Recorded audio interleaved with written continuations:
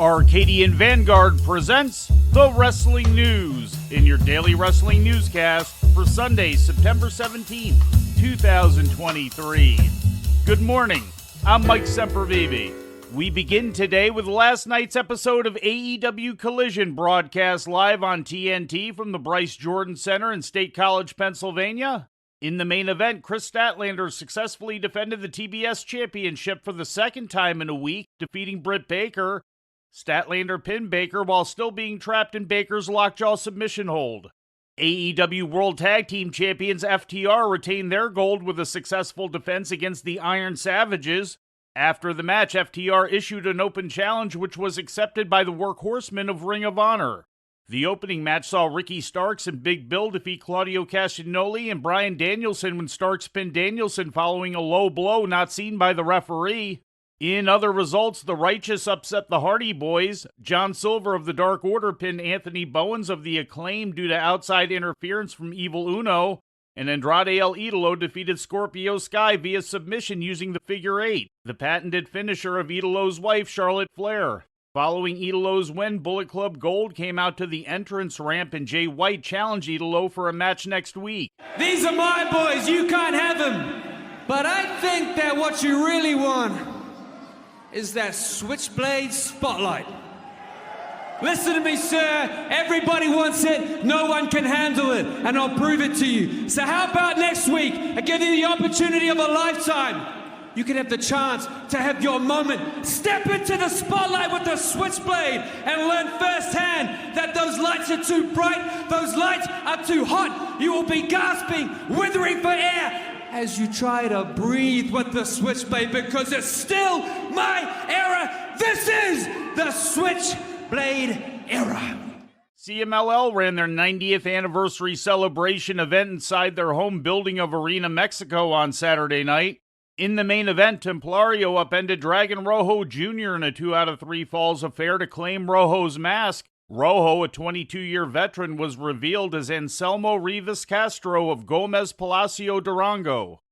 Templario has now beaten Rojo in 5 consecutive singles matches dating back to 2021, and for Rojo, it was his first loss in 4 Luchas de Apuestas matches where a mask or hair was on the line. The semi-main event featured Volador Jr. besting Angel de Oro in a hair versus hair match. The bout was set up earlier in the show after the two had teamed to defeat Averno and Ultimo Guerrero during a tag team match.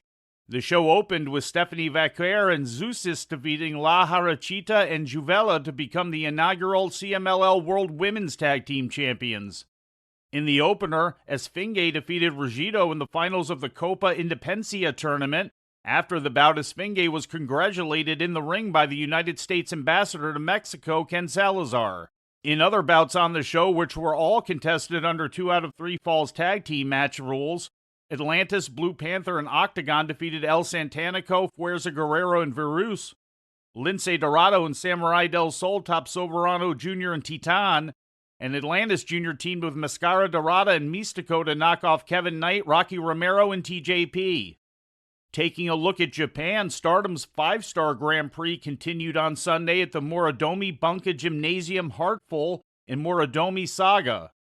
In tournament matches, Momo Watanabe defeated Hanan, Mirai topped Mariah May, and Suzu Suzuki pinned Ami Sorhei. Natsuko Tora still leads the Red Stars block with 12 points, while Julia leads the Blue Stars block with 9. The tournament continues on Monday in Yamaguchi. In ratings news, SmackDown overnight numbers are in for last Friday night's episode on Fox featuring The Rock and John Cena, showing an approximately 20% rise in total viewership from the previous week's overnight figure. The overnight total viewership was 2.445 million according to Fightful, up from the previous week's 1.969 million. The overnight number for viewership in the key 18 to 49-year-old demographic was 834,000, a 36% increase from the previous week. Full ratings information for SmackDown are expected later this week. And in CM Punk news, Punk made the first public appearance Friday night since being dismissed from AEW, seeming to hint at what his future plans might be. The former AEW World Champion appeared as a special guest commentator for MMA group Cage Fury Fighting Championship. While speaking to his broadcast partners about working with them in the future, Punk indicated that he would be free to do so for the next 2 months.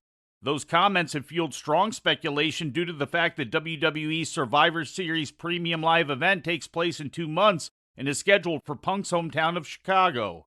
We will keep you posted if more information comes to light. And before we leave you today, we'd like to remind you that however you consume your content, you can find the wrestling news 24 hours a day and 7 days a week across social media.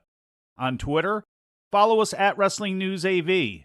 Our Facebook page is also Wrestling News AV.